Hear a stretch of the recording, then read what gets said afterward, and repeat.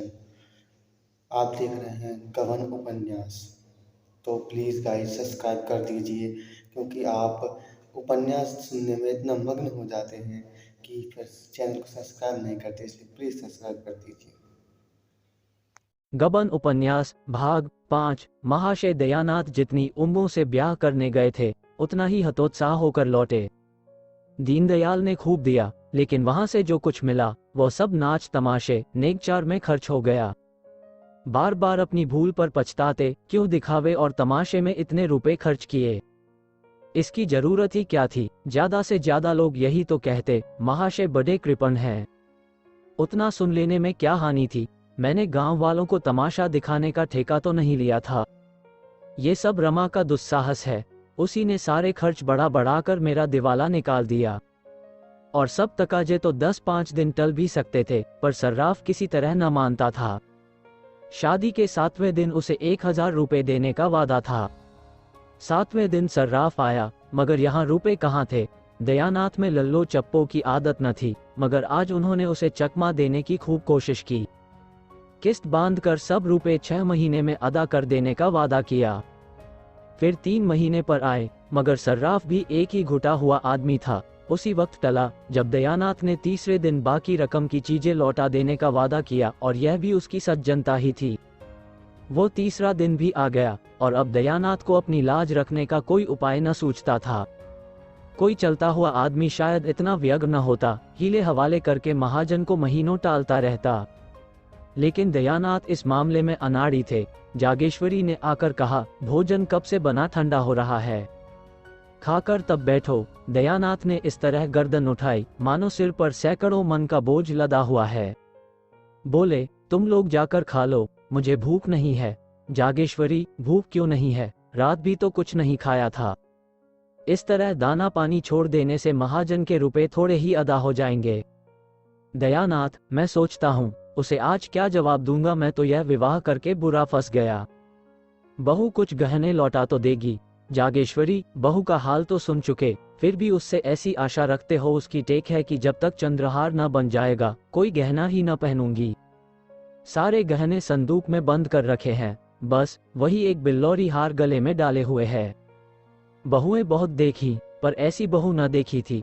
फिर कितना बुरा मालूम होता है कि कल की आई बहू उससे गहने छीन लिए जाएं। दयानाथ ने चिढ़कर कहा, तुम तो जले पर नमक छिड़कती हो। बुरा मालूम होता है तो लाओ 1000 निकाल कर दे दो। महाजन को दे आऊं देती हो। बुरा मुझे खुद मालूम होता है, लेकिन उपाय क्या है, गला कैसे छूटेगा। जागेश्वरी, बेटे का ब्याह किया है कि ठट्ठा है। शादी ब्याह में सभी कर्ज लेते हैं, तुमने कोई नई बात नहीं की। खाने पहनने के लिए कौन कर्ज लेता है। धर्मात्मा बनने का कुछ फल मिलना चाहिए, या नहीं तुम्हारे ही दर्जे पर सत्यदेव है। पक्का मकान खड़ा कर दिया, जमींदारी खरीद ली, बेटी के ब्याह में कुछ नहीं तो 5000 तो खर्च किए ही होंगे। दयानाथ, जब ही दोनों लड़के भी तो चल दिए। जागेश्वरी, मरना जीना तो संसार की गति है। लेते हैं वह भी मरते हैं, नहीं लेते वह भी मरते हैं। अगर तुम चाहो तो 6 महीने में सब रुपए चुका सकते हो। दयानाथ ने त्योरी चढ़ाकर कहा, जो बात जिंदगी भर नहीं की वह अब आखिरी वक्त नहीं कर सकता। बहू से साफ साफ कह दो, उससे पर्दा रखने की जरूरत ही क्या है, और पर्दा रह ही कितने दिन सकता है। आज नहीं तो कल सारा हाल मालूम ही हो जाएगा। बस 3-4 चीजें लौटा दे तो काम बन जाए।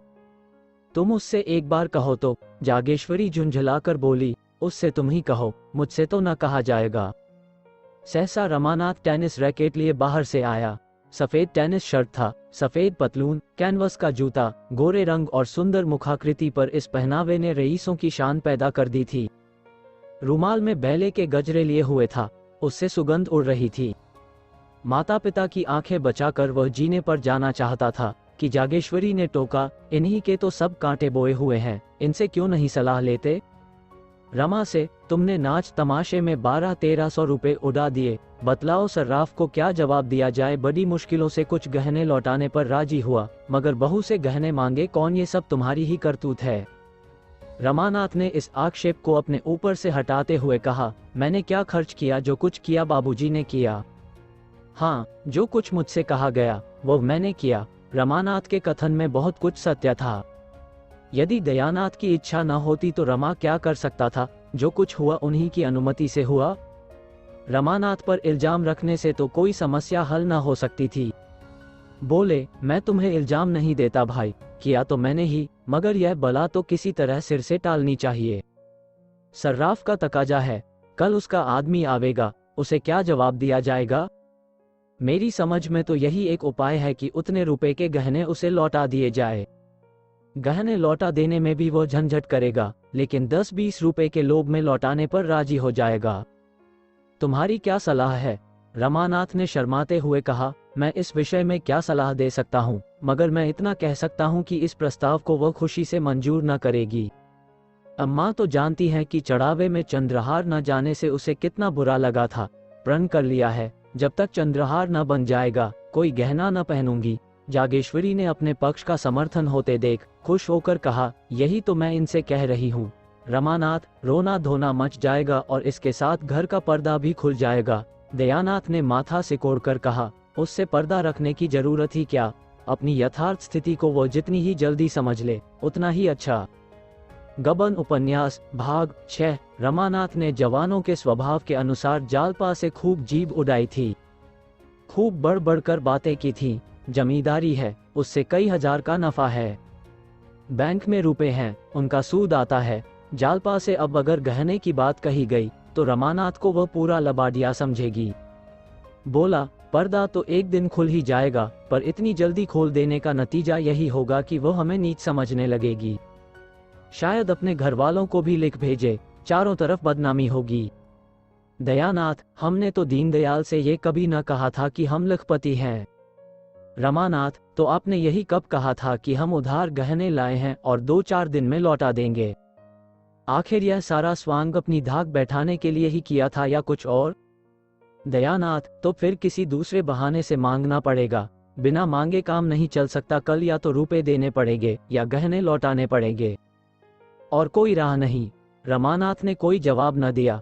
जागेश्वरी बोली, और कौन सा बहाना किया जाएगा? अगर कहा जाए किसी को मंगनी देना है तो शायद वह देगी नहीं, देगी भी तो 2-4 दिन में लौटाएंगे कैसे? दयानाथ को एक उपाय सूझा। बोले, अगर उन गहनों के बदले मुलमे के गहने दे दिए जाएं? मगर तुरंत ही उन्हें ज्ञात हो गया कि यह लचा बात है। खुद ही उसका विरोध करते हुए कहा, हाँ, बाद मुलम्मा उड़ जाएगा तो फिर लज्जित होना पड़ेगा। अक्ल कुछ काम नहीं करती, मुझे तो यही सूझता है ये सारी स्थिति उसे समझा दी जाए। जरा देर के लिए उसे दुख तो जरूर होगा, लेकिन आगे के वास्ते रास्ता साफ हो जाएगा। संभव था, जैसा दयानाथ का विचार था, कि जालपा रो धोकर शांत हो जाएगी, पर रमा की इसमें किरकिरी होती थी। फिर वह मुंह न दिखा सकेगा। जब वह उससे कहेगी, तुम्हारी जमींदारी क्या हुई, बैंक के रुपए क्या हुए, तो उसे क्या जवाब देगा? विरक्त भाव से बोला, इसमें बेइज्जती के सिवा और कुछ न होगा। आप क्या सर्राफ को 2-4-6 महीने नहीं टाल सकते? आप देना चाहें तो इतने दिनों में 1000-1200 रुपए बड़ी आसानी से दे सकते हैं। दयानाथ ने पूछा, कैसे? रमानाथ, उसी तरह जैसे आपके और भाई करते हैं। दयानाथ, वो मुझसे नहीं हो सकता। तीनों कुछ देर तक मौन बैठे रहे।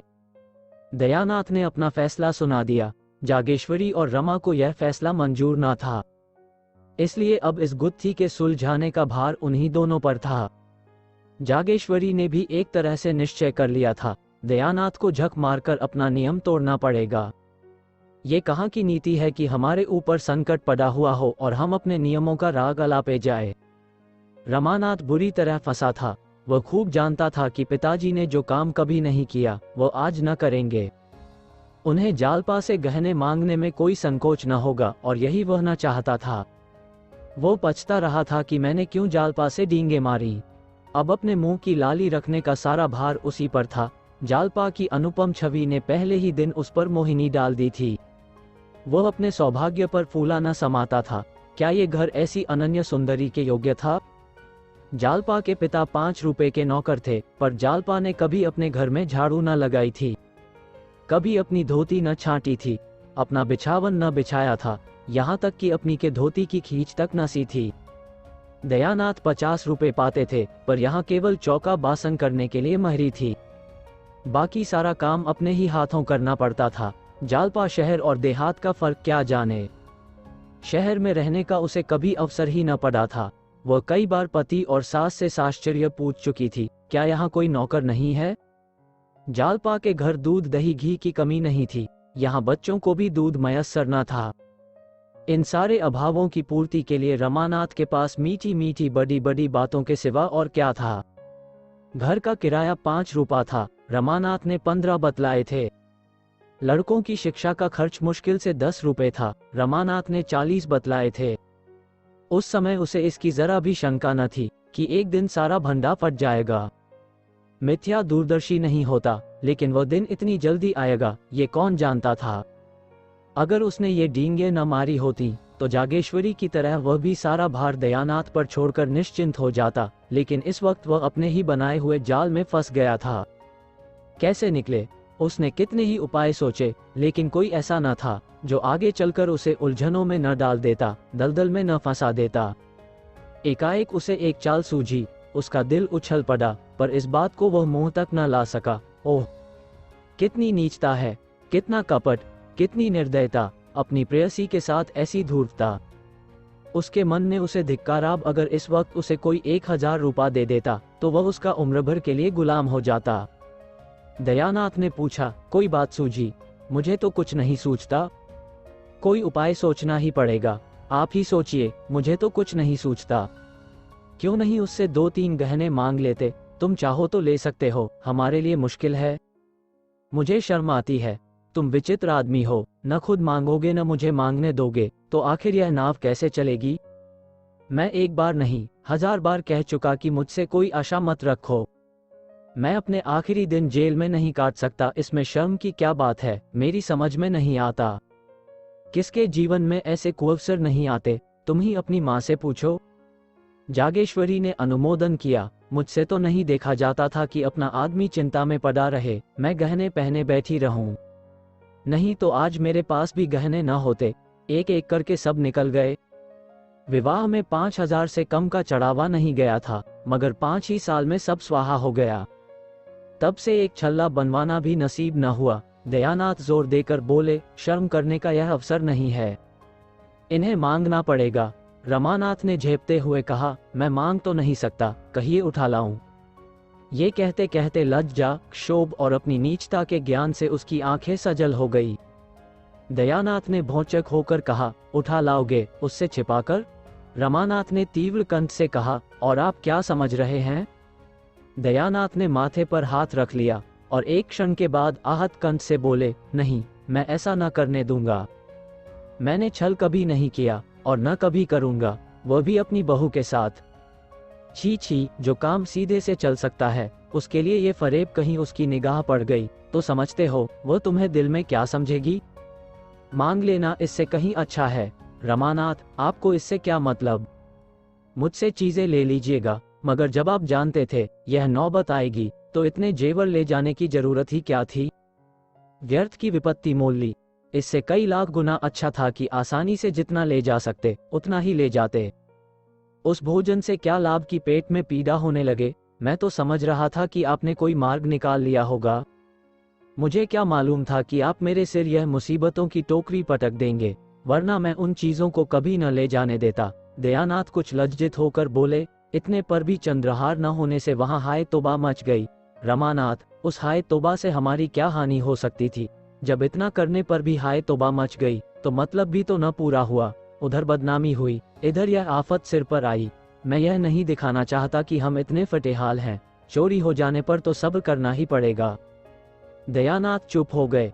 उस आवेश में रमा ने उन्हें खूब खरी खरी सुनाई और वो चुपचाप सुनते रहे। आखिर जब न सुना गया तो उठकर पुस्तकालय चले गए। यह उनका नित्य का नियम था। जब तक 2-4 पत्र पत्रिकाएं न पढ़ लें उन्हें खाना न हजम होता था। उसी सुरक्षित गड़ी में पहुंचकर घर की चिंताओं और बाधाओं से उनकी जान बचती थी। रमा भी वहां से उठा, पर जालपा के पास न जाकर अपने कमरे में गया। उसका कोई कमरा अलग तो था नहीं, एक ही मर्दाना कमरा था। इसी में दयानाथ अपने दोस्तों से गपशप करते, दोनों लंके पढ़ते और रमा मित्रों के साथ शतरंज खेलता। रमा कमरे में पहुंचा तो दोनों लड़के ताश खेल रहे थे। गोपी का 13वां साल था, विश्वंभर का 9वां। दोनों रमा से थर थर कांपते थे। रमा खुद खूब ताश और शतरंज खेलता, पर भाइयों को खेलते देखकर हाथ में खुजली होने लगती थी। खुद चाहे दिन भर सैर सपाटे किया करे, मगर क्या मजाल कि भाई कहीं घूमने निकल जाए। दयानाथ खुद लड़कों को कभी न मारते थे, अवसर मिलता तो उनके साथ खेलते थे। उन्हें कनकौवे उड़ाते देखकर उनकी बाल प्रकृति सजग हो जाती थी। 2-4 पेंच लड़ा देते, बच्चों के साथ कभी कभी गुल्ली डंडा भी खेलते थे। इसलिए लड़के जितना रमा से डरते, उतना ही पिता से प्रेम करते थे। रमा को देखते ही लड़कों ने ताश को टाट के नीचे छिपा दिया और पढ़ने लगे। सिर झुकाए चपत की प्रतीक्षा कर रहे थे, पर रमानाथ ने चपत नहीं लगाई। मोड़े पर बैठकर गोपीनाथ से बोला, तुमने भंग की दुकान देखी है ना नुक्कड़ पर? गोपीनाथ प्रसन्न होकर बोला, हाँ देखी क्यों नहीं, जाकर 4 पैसे का माजून ले लो, दौड़े हुए आना। हाँ, हलवाई की दुकान से आधा सेर मिठाई भी लेते आना, ये रुपए लो। कोई 15 मिनट में रमा ये दोनों चीजें ले जालपा के कमरे की ओर चला।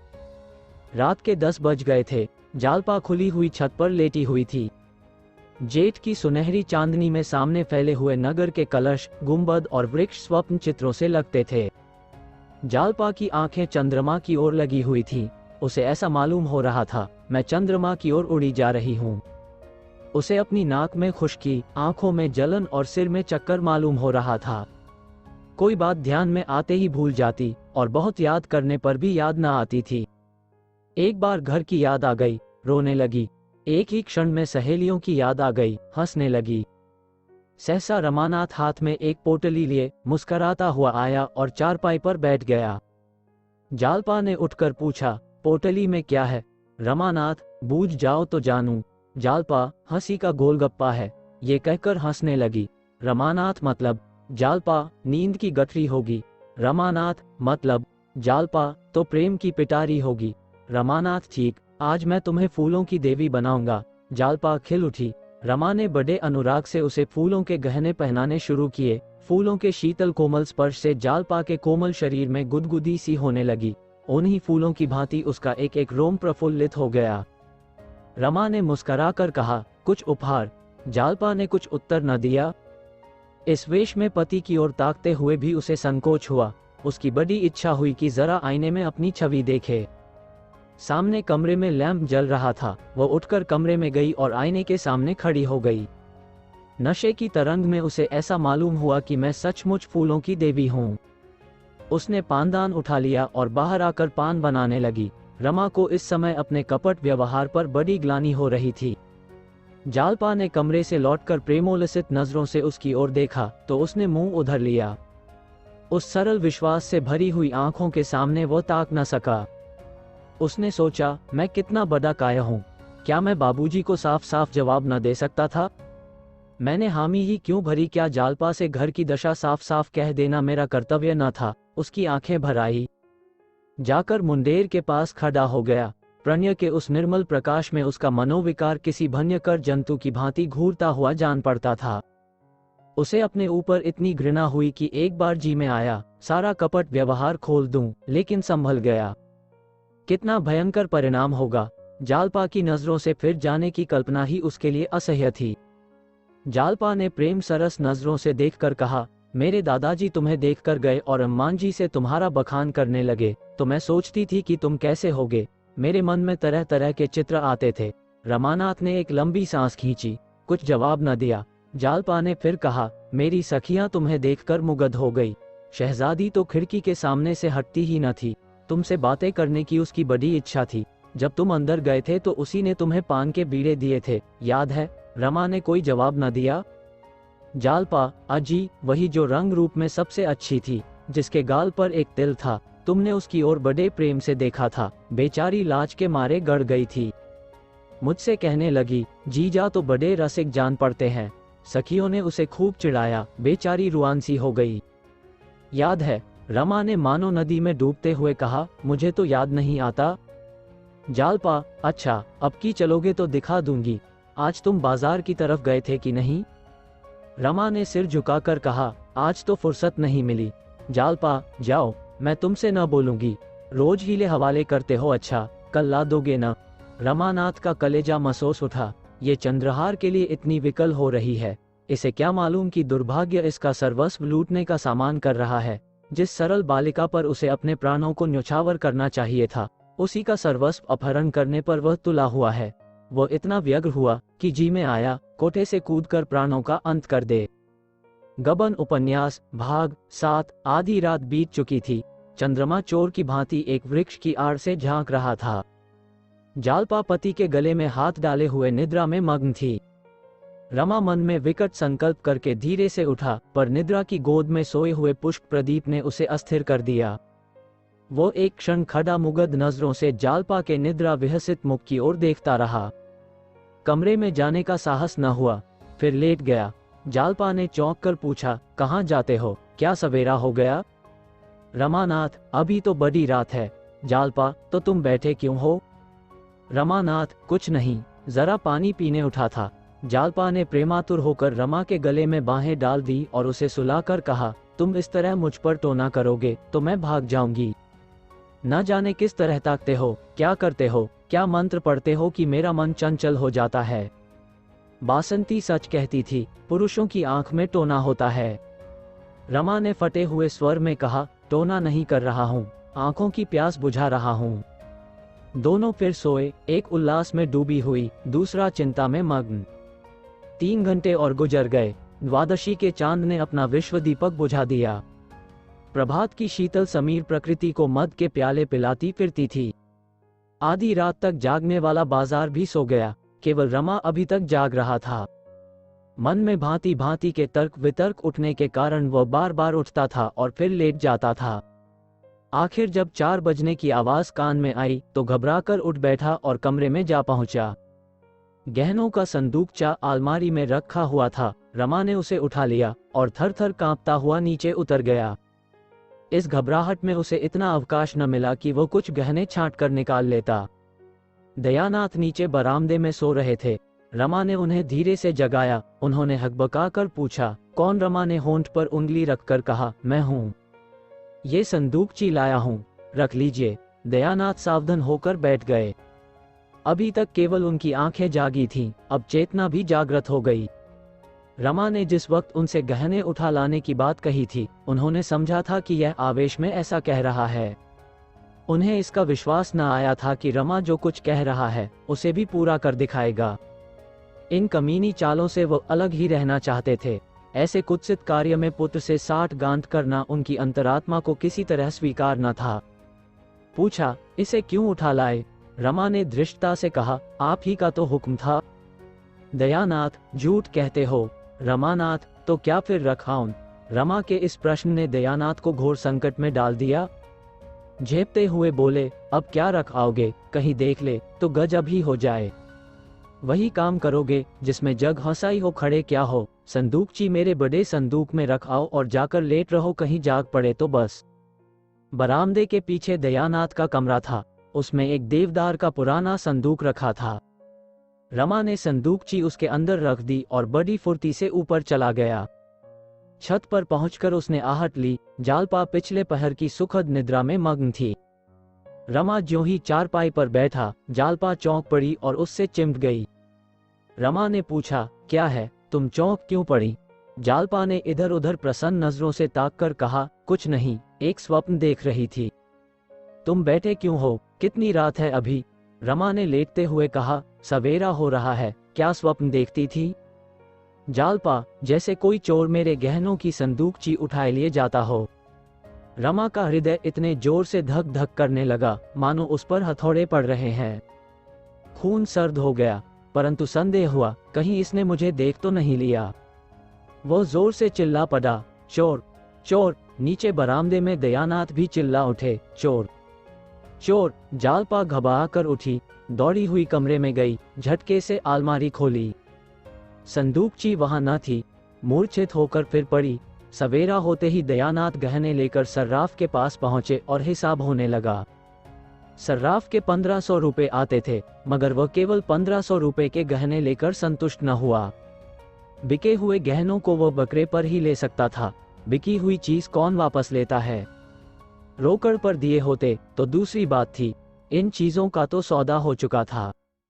उसने कुछ ऐसी व्यापारिक सिद्धांत की बातें की, दयानाथ को कुछ ऐसा शिकंजे में कसा कि बेचारे को हाँ हाँ करने के सिवा और कुछ न सूझा। दफ्तर का बाबू चतुर दुकानदार से क्या पेश पाता, 1500 रुपए में 2500 रुपए के गहने भी चले गए, ऊपर से 50 रुपए और बाकी रह गए। इस बात पर पिता पुत्र में कई दिन खूब वाद विवाद हुआ, दोनों एक दूसरे को दोषी ठहराते रहे। कई दिन आपस में बोलचाल बंद रही, मगर इस चोरी का हाल गुप्त रखा गया। पुलिस को खबर हो जाती तो भंडा फट जाने का भय था। जालपा से यही कहा गया कि माल तो मिलेगा नहीं, व्यर्थ का झंझट भले ही होगा। जालपा ने भी सोचा, जब माल ही न मिलेगा तो रपट व्यर्थ क्यों की जाए। जालपा को गहनों से जितना प्रेम था उतना कदाचित संसार की और किसी वस्तु से न था, और उसमें आश्चर्य की कौन सी बात थी। जब वह 3 वर्ष की अबोध बालिका थी, उस वक्त उसके लिए सोने के चूड़े बनवाए गए थे। दादी जब उसे गोद में खिलाने लगती तो गहनों की ही चर्चा करती, तेरा दूल्हा तेरे लिए बड़े सुंदर गहने लाएगा। ठुमक ठुमक कर चलेगी। जालपा पूछती, चांदी के होंगे कि सोने के दादी जी? दादी कहती, सोने के होंगे बेटी, चांदी के क्यों लाएगा, चांदी के लाए तो तुम उठाकर उसके मुंह पर पटक देना। मानकी छेड़कर कहती, चांदी के तो लाएगा ही, सोने के उसे कहाँ मिले जाते हैं। जालपा रोने लगती। इस बूढ़ी दादी, मानकी, घर की महरियां, पड़ोसिने और दीनदयाल सब हंसते। उन लोगों के लिए यह विनोद का अशेष भंडार था। बालिका जब जरा और बड़ी हुई तो गुडियों के ब्याह करने लगी। लड़के की ओर से चढ़ावे जाते, दुल्हन को गहने पहनाती, डोली में बैठाकर विदा करती। कभी कभी दुल्हन गुडिया अपने गुए दूल्हे से गहनों के लिए मान करती। गुड्डा बेचारा कहीं न कहीं से गहने लाकर स्त्री को प्रसन्न करता था। उन्हीं दिनों बिसाती ने उसे वह चंद्रहार दिया जो अब तक उसके पास सुरक्षित था। जरा और बड़ी हुई तो बड़ी बूदियों में बैठकर गहनों की बातें सुनने लगी।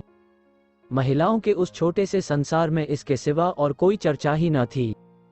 किसने कौन कौन गहने बनवाए, कितने दाम लगे, ठोस हैं या पोले, जदाव हैं या सादे, किस लड़की के विवाह में कितने गहने आए, इन्हीं महत्वपूर्ण विषयों पर नित्य आलोचना प्रत्यालोचना, टीका टिप्पणी होती रहती थी।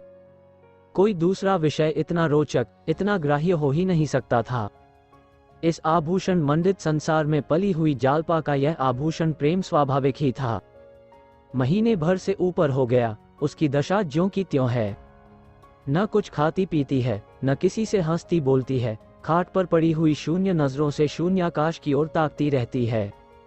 सारा घर समझाकर हार गया, पड़ोसी ने समझाकर हार गई, दीनदयाल आकर समझा गए, पर जालपा ने रोगशैया न छोड़ी।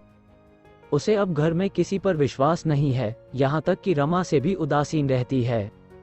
वह समझती है, सारा घर मेरी उपेक्षा कर रहा है, सबके सब मेरे प्राण के ग्राहक हो रहे हैं। जब इनके पास इतना धन है तो फिर मेरे गहने क्यों नहीं बनवाते। जिससे हम सबसे अधिक स्नेह रखते हैं उसी पर सबसे अधिक रोष भी करते हैं। जालपा को सबसे अधिक क्रोध रमानाथ पर था।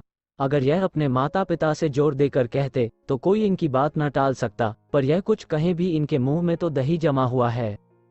मुझसे प्रेम होता तो यो निश्चिंत न बैठे रहते, जब तक सारी चीजें न बनवा लेते, रात को नींद न आती। मुंह देखे कि मोहब्बत है, माँ बाप से कैसे कहें, जाएंगे तो अपनी ही ओर, मैं कौन हूँ।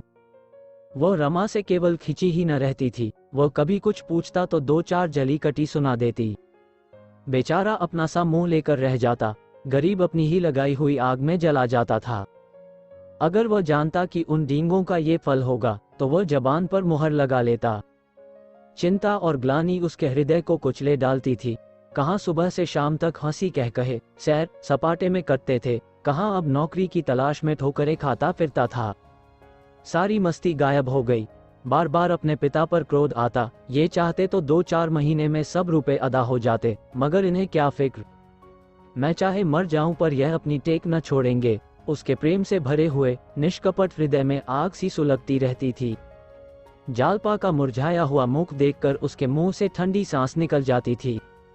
वो सुखद प्रेम स्वप्न इतनी जल्द भंग हो गया। क्या वे दिन फिर कभी आएंगे। 3000 के गहने कैसे बनेंगे। अगर नौकर भी हुआ तो ऐसा कौन सा बड़ा ओहदा मिल जाएगा। 3000 तो शायद 3 जन्म में भी न जमा हो।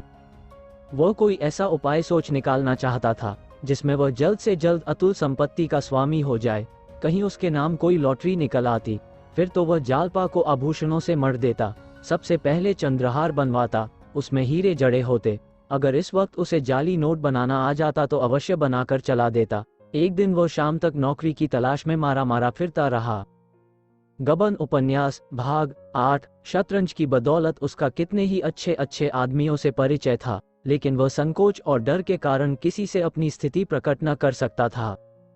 ये भी जानता था कि यह मान सम्मान उसी वक्त तक है जब तक किसी के सामने मदद के लिए हाथ नहीं फैलाता।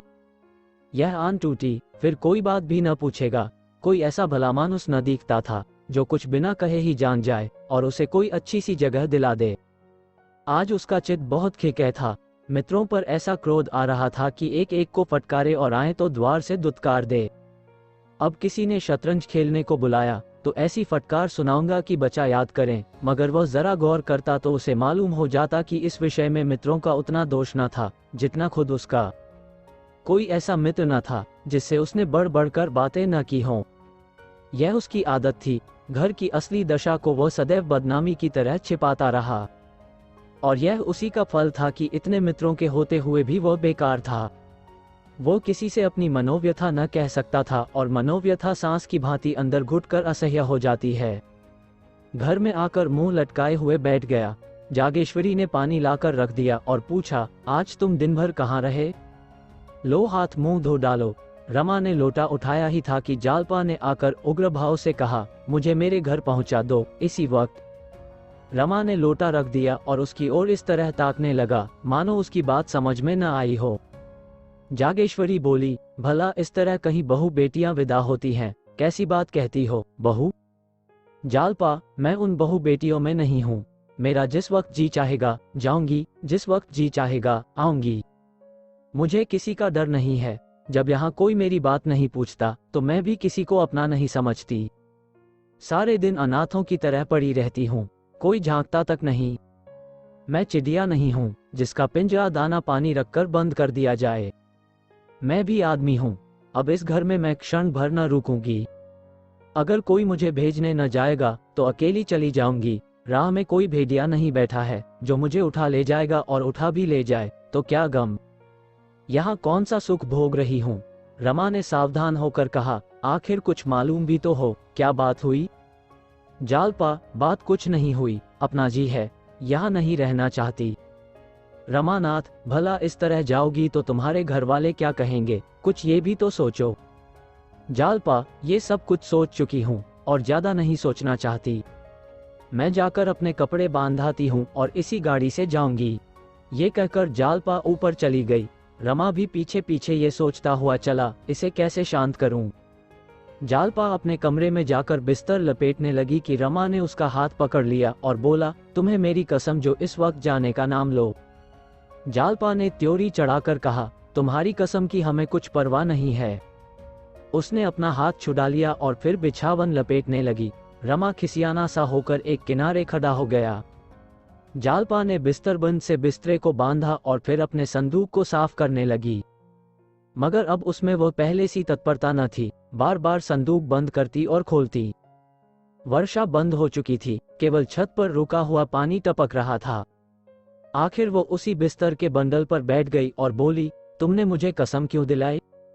रमा के हृदय में आशा की गुदगुदी हुई। बोला, इसके सिवा मेरे पास तुम्हें रोकने का और क्या उपाय था? जालपा, क्या तुम चाहते हो कि मैं यहीं घुट घुट कर मर जाऊं? रमानाथ, तुम ऐसे मनहूस शब्द क्यों मुंह से निकालती हो? मैं तो चलने को तैयार हूं, न मानोगी तो पहुंचाना ही पड़ेगा। जाओ, मेरा ईश्वर मालिक है, मगर कम से कम बाबूजी और अम्मा से पूछ लो। बुझती हुई आग में तेल पड़ गया। जालपा तड़प कर बोली, वह मेरे कौन होते हैं जो उनसे पूछूं? रमानाथ, कोई नहीं होते। जालपा, कोई नहीं। अगर कोई होते तो मुझे यो न छोड़ देते। रुपए रखते हुए कोई अपने प्रियजनों का कष्ट नहीं देख सकता, ये लोग क्या मेरे आंसू न पोंछ सकते थे? मैं दिन के दिन यहाँ पड़ी रहती हूँ, कोई झूठों भी पूछता है? मोहल्ले की स्त्रियां मिलने आती हैं, कैसे मिलूं? ये सूरत तो मुझसे नहीं दिखाई जाती। न कहीं आना न जाना, न किसी से बात न चीत, ऐसे कोई कितने दिन रह सकता है? मुझे इन लोगों से अब कोई आशा नहीं रही। आखिर 2 लड़के और भी तो हैं, उनके लिए भी कुछ जोड़ेंगे कि तुम्ही को दे दें। रमा को बड़ी बड़ी बातें करने का फिर अवसर मिला। वह खुश था कि इतने दिनों के बाद आज उसे प्रसन्न करने का मौका तो मिला। बोला, प्रिय, तुम्हारा ख्याल बहुत ठीक है। जरूर यही बात है, नहीं तो 2,500-3,000 उनके लिए क्या बड़ी बात थी। 50,000 बैंक में जमा है, दफ्तर तो केवल दिल बहलाने जाते हैं। जालपा, मगर है मक्खी चूस पल्ले सिरे के। रमानाथ, मक्खी चूस न होते तो इतनी संपत्ति कहाँ से आती।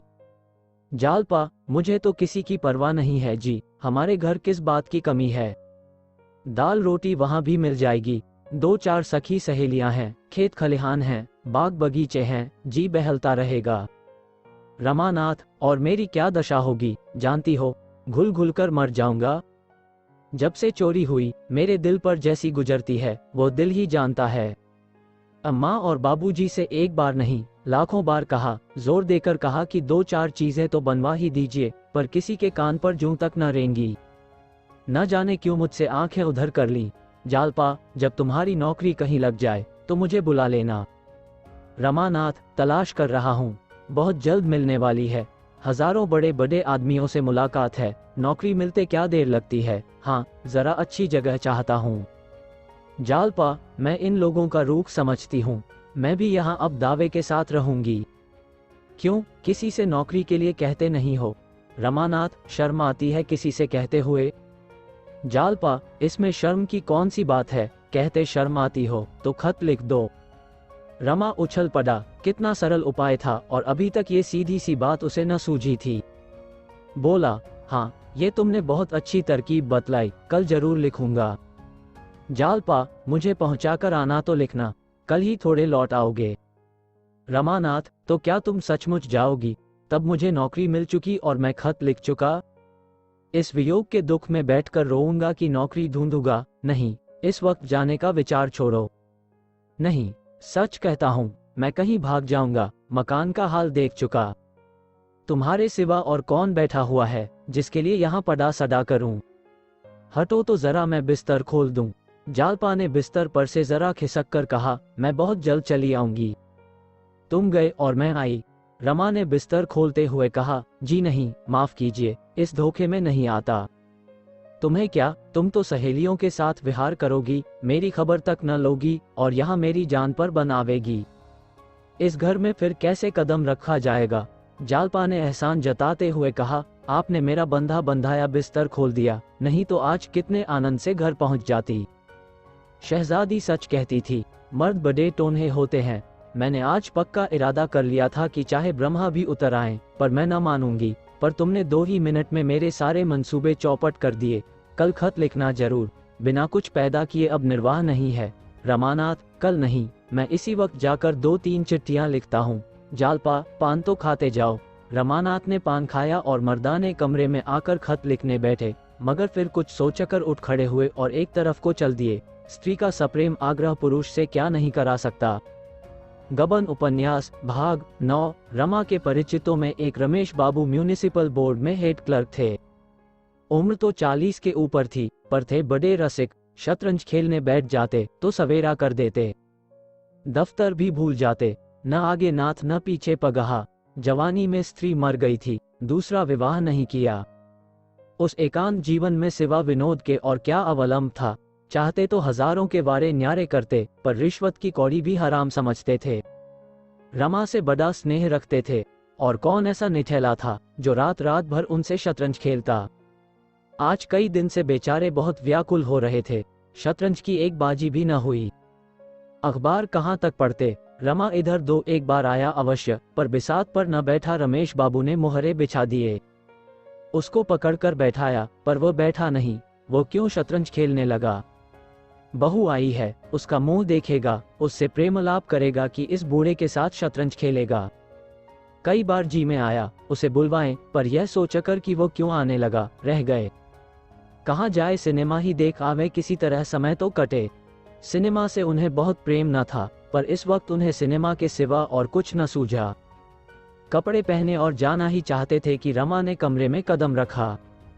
रमेश उसे देखते ही गेंद की तरह लुढ़क कर द्वार पर जा पहुंचे और उसका हाथ पकड़कर बोले, आइए आइए बाबू रमानाथ साहब बहादुर, तुम तो इस बुढ़े को बिल्कुल भूल ही गए। हाँ भाई, अब क्यों आओगे। प्रेमिका की रसीली बातों का आनंद यहाँ कहाँ, चोरी का कुछ पता चला? रमानाथ, कुछ भी नहीं। रमेश, बहुत अच्छा हुआ, थाने में रपट नहीं लिखाई, नहीं 100-200 के मत्थे और जाते। बहू को तो बड़ा दुख हुआ होगा। रमानाथ, कुछ पूछिए मत, तभी से दाना पानी छोड़ रखा है। मैं तो तंग आ गया, जी में आता है कहीं भाग जाऊं, बाबूजी सुनते नहीं। रमेश, बाबूजी के पास क्या काय का खजाना रखा हुआ है? अभी 4-5 हजार खर्च किए हैं, फिर कहां से लाकर गहने बनवा दें? 10-20 हजार रुपए होंगे, तो अभी तो बच्चे भी तो सामने हैं और नौकरी का भरोसा ही क्या, 50 रुपए होता ही क्या है? रमानाथ, मैं तो मुसीबत में फंस गया, अब मालूम होता है कहीं नौकरी करनी पड़ेगी। चैन से खाते और मौज उड़ाते थे, नहीं तो बैठे बैठाए इस माया जाल में फंसे। अब बतलाए है कहीं नौकरी चाकरी का सहारा। रमेश ने ताक पर से मुहरे और बिसात उतारते हुए कहा, आओ एक बाजी हो जाए, फिर इस मामले को सोचें। इसे जितना आसान समझ रहे हो उतना आसान नहीं है। अच्छे अच्छे धक्के खा रहे हैं। रमानाथ, मेरा तो इस वक्त खेलने को जी नहीं चाहता।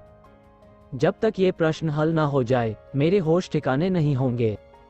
रमेश बाबू ने शतरंज के मोहरे बिछाते हुए कहा, आओ बैठो, एक बार तो खेल लो, फिर सोचें क्या हो सकता है।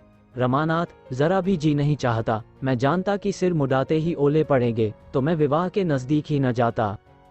रमेश, अजी 2-4 चालें चलो तो आप ही अब जी लग जाएगा। जरा अक्ल की गांठ तो खुले। बाजी शुरू हुई। कई मामूली चालों के बाद रमेश बाबू ने रमा का रूख पीट लिया। रमानाथ, ओह क्या गलती हुई। रमेश बाबू की आंखों में नशे की सी लाली छाने लगी।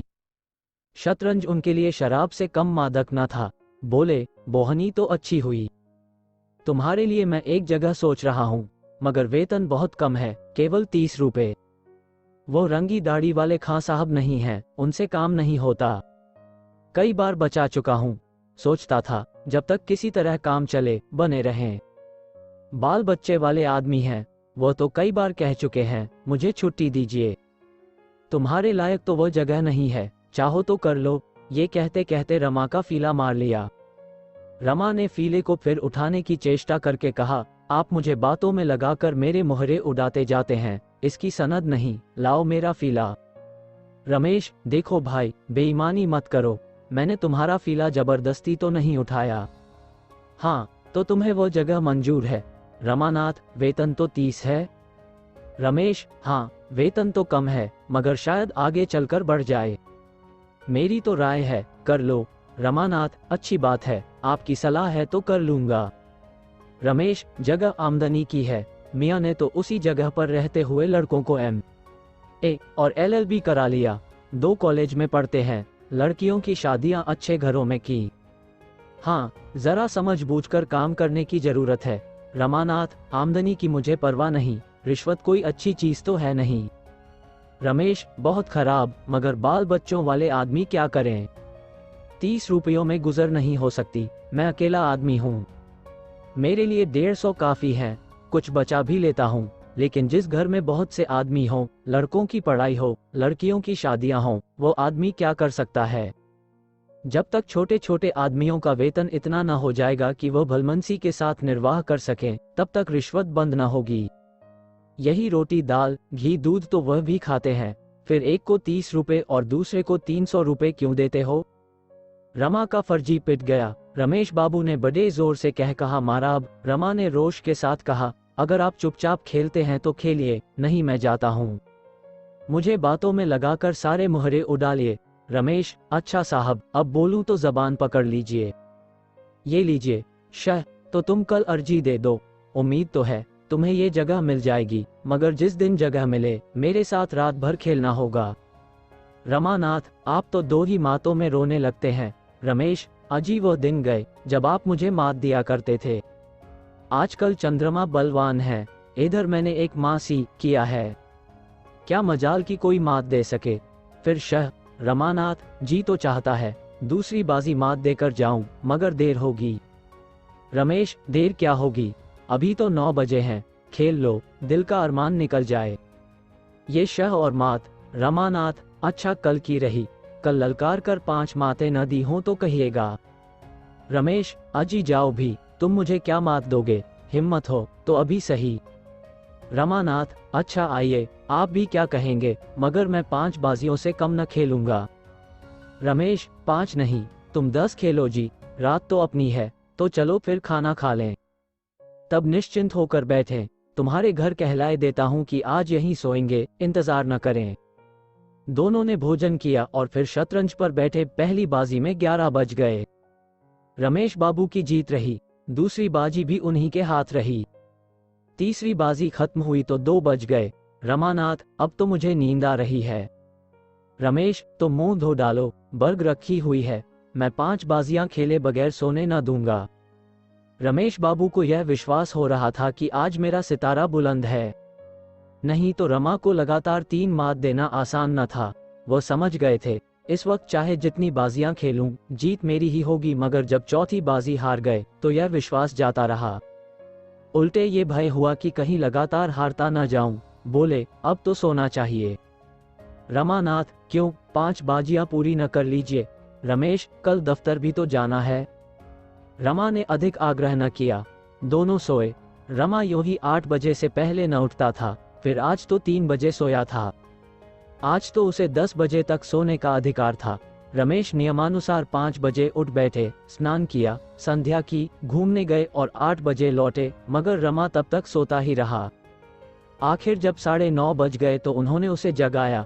रमा ने बिभड़ कर कहा, नाहक जगा दिया, कैसी मजे की नींद आ रही थी। रमेश, अजी वो अर्जी देना है कि नहीं तुमको। रमानाथ, आप दे दीजिएगा। रमेश, और जो कहीं साहब ने बुलाया तो मैं ही चला जाऊंगा। रमानाथ, जो चाहे कीजिएगा, मैं तो सोता हूँ। रमा फिर लेट गया और रमेश ने भोजन किया, कपड़े पहने और दफ्तर चलने को तैयार हुए।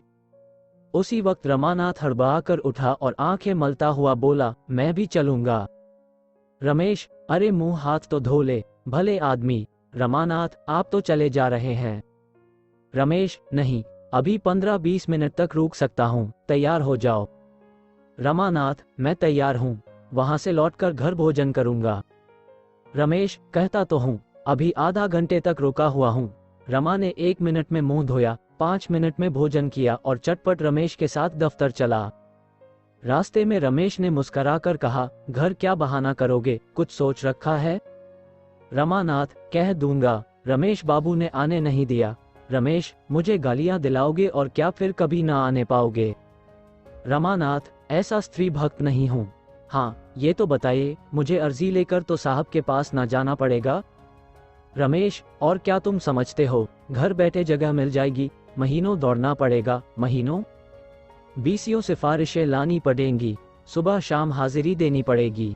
क्या नौकरी मिलना आसान है। रमानाथ, तो मैं ऐसी नौकरी से बाज आया। मुझे तो अर्जी लेकर जाते ही शर्म आती है। खुशामदें कौन करेगा। पहले मुझे क्लर्कों पर बड़ी हंसी आती थी, मगर वही बला मेरे सिर पड़ी। साहब डांट बांट तो न बताएंगे। रमेश, बुरी तरह डांटता है, लोग उसके सामने जाते हुए कांपते हैं।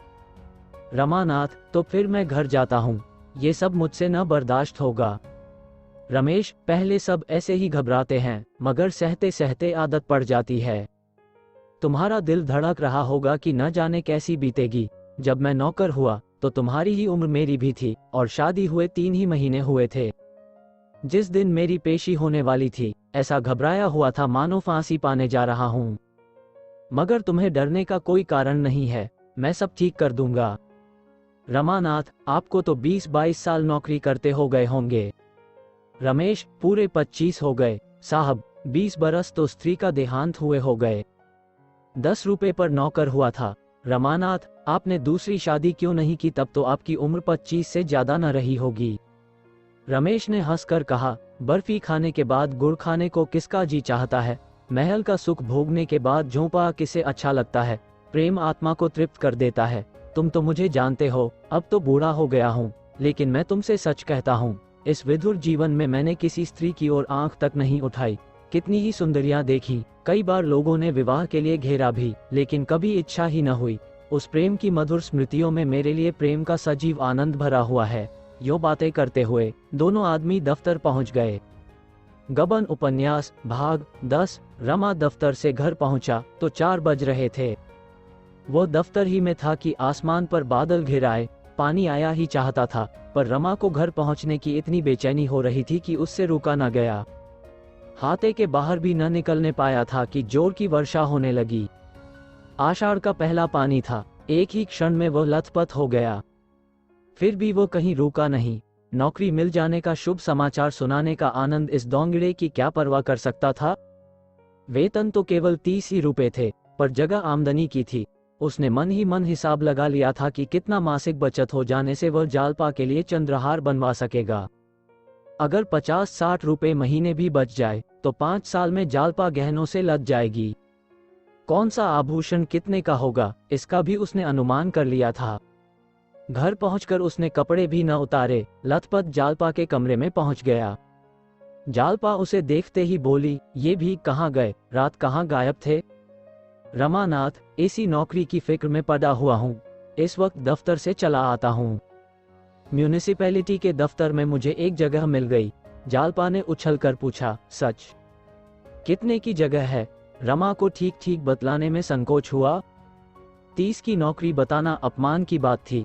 स्त्री के नजरों में तुच्छ बनना कौन चाहता है। बोला, अभी तो 40 मिलेंगे, पर जल्द तरक्की होगी, जगह आमदनी की है। जालपा ने उसके लिए किसी बड़े पद की कल्पना कर रखी थी। बोली, 40 में क्या होगा, भला 60 सभार तो होते। रमानाथ, मिल तो सकती थी 100 रुपए की भी, पर यहाँ रौब है और आराम है। 50-60 रुपए ऊपर से मिल जाएंगे। जालपा, तो तुम घूस लोगे, गरीबों का गला काटोगे? रमा ने हंसकर कहा, नहीं प्रिय, वह जगह ऐसी नहीं कि गरीबों का गला काटना पड़े। बड़े बड़े महाजनों से रकमें मिलेंगी और वह खुशी से गले लगाएंगे। मैं जिसे चाहूं दिन भर दफ्तर में खड़ा रखूं, महाजनों का एक एक मिनट एक एक अशर्फी के बराबर है। जल्द से जल्द अपना काम कराने के लिए वे खुशामद भी करेंगे, पैसे भी देंगे। जालपा संतुष्ट हो गई, बोली, हाँ तब ठीक है, गरीबों का काम यूं ही कर देना। रमानाथ, वो तो करूंगा ही। जालपा, अभी अम्मान जी से तो नहीं कहा? जाकर कह आओ। मुझे तो सबसे बड़ी खुशी यही है कि अब मालूम होगा कि यहाँ मेरा भी कोई अधिकार है। रमानाथ, हाँ जाता हूँ, मगर उनसे तो मैं 20 ही बतलाऊंगा। जालपा ने उल्लासित होकर कहा, हाँ जी, बल्कि 15 ही कहना, ऊपर की आमदनी की तो चर्चा ही करना व्यर्थ है। भीतर का हिसाब वे ले सकते हैं, मैं सबसे पहले चंद्रहार बनवाऊंगी। इतने में डाकिये ने पुकारा। रमा ने दरवाजे पर जाकर देखा तो उसके नाम एक पार्सल आया था। महाशय दीनदयाल ने भेजा था। लेकर खुश खुश घर में आए और जालपा के हाथों में रखकर बोले, तुम्हारे घर से आया है, देखो इसमें क्या है। रमा ने चटपट कैंची निकाली और पार्सल खोला। उसमें देवदार की एक डिबिया निकली। उसमें एक चंद्रहार रखा हुआ था। रमा ने उसे निकाल कर देखा और हंसकर बोला, ईश्वर ने तुम्हारी सुन ली, चीज तो बहुत अच्छी मालूम होती है। जालपा ने कुंठित स्वर में कहा, अम्मान जी को ये क्या सूझी, ये तो उन्हीं का हार है, मैं तो इसे न लूंगी। अभी डाक का वक्त हो तो लौटा दो। रमा ने विस्मित होकर कहा, लौटाने की क्या जरूरत है, वह नाराज न होंगी?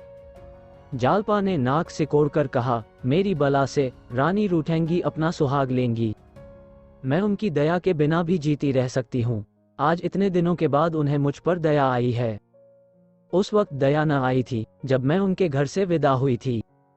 उनके गहने उन्हें मुबारक हों, मैं किसी का एहसान नहीं लेना चाहती। अभी उनके ओढ़ने पहनने के दिन हैं, मैं क्यों बाधक बनूं? तुम कुशल से रहोगे तो मुझे बहुत गहने मिल जाएंगे। मैं अम्मान जी को ये दिखाना चाहती हूँ कि जालपा तुम्हारे गहनों की भूखी नहीं है। रमा ने संतोष देते हुए कहा, मेरी समझ में तो तुम्हें हार रख लेना चाहिए। सोचो उन्हें कितना दुख होगा। विदाई के समय यदि न दिया तो अच्छा ही किया, नहीं तो और गहनों के साथ ये भी चला जाता। जालपा, मैं इसे लूंगी नहीं, यह निश्चय है। रमानाथ, आखिर क्यों? जालपा, मेरी इच्छा। रमानाथ, इस इच्छा का कोई कारण भी तो होगा। जालपा रूंधे हुए स्वर में बोली, कारण यही है कि अम्मान जी इसे खुशी से नहीं दे रही हैं। बहुत संभव है कि इसे भेजते समय वह रोई भी हों, और इसमें तो कोई संदेह ही नहीं कि इसे वापस पाकर उन्हें सच्चा आनंद होगा। देने वाले का हृदय देखना चाहिए। प्रेम से यदि वो मुझे एक छल्ला भी दे दें तो मैं दोनों हाथों से ले लूं। जब दिल पर जबर करके दुनिया की लाज से या किसी के धिक्कारने से दिया तो क्या दिया? दान भिखारिनियों को दिया जाता है। मैं किसी का दान न लूंगी, चाहे वो माता ही क्यों न हो। माता के प्रति जालपा का ये द्वेष देखकर रमा और कुछ न कह सका। द्वेष तर्क और प्रमाण नहीं सुनता। रमा ने हार ले लिया और चारपाई से उठता हुआ बोला, जरा अम्मा और बाबूजी को तो दिखा दूं। कम से कम उनसे पूछ तो लेना ही चाहिए। जालपा ने हार उसके हाथ से छीन लिया और बोली, वे लोग मेरे कौन होते हैं जो मैं उनसे पूछूं, केवल एक घर में रहने का नाता है। जब वो मुझे कुछ नहीं समझते तो मैं भी उन्हें कुछ नहीं समझती। ये कहते हुए उसने हार को उसी डिब्बे में रख दिया और उस पर कपड़ा लपेटकर सीने लगी। रमा ने एक बार डरते डरते फिर कहा, ऐसी जल्दी क्या है, 10-5 दिन में लौटा देना, उन लोगों की भी खातिर हो जाएगी। इस पर जालपा ने कठोर नजरों से देखकर कहा, जब तक मैं इसे लौटा न दूंगी मेरे दिल को चैन न आएगा, मेरे हृदय में कांटा सा खटकता रहेगा। अभी पार्सल तैयार हुआ जाता है, हाल ही लौटा दो। एक क्षण में पार्सल तैयार हो गया और रमा उसे लिए हुए चिंतित भाव से नीचे चला। यदि आप वीडियो अभी भी देख रहे हो तो प्लीज चैनल को सब्सक्राइब करें एवं वीडियो को लाइक करें। थैंक्स, मिलते हैं अगले पार्ट में, तब तक के लिए बाय बाय।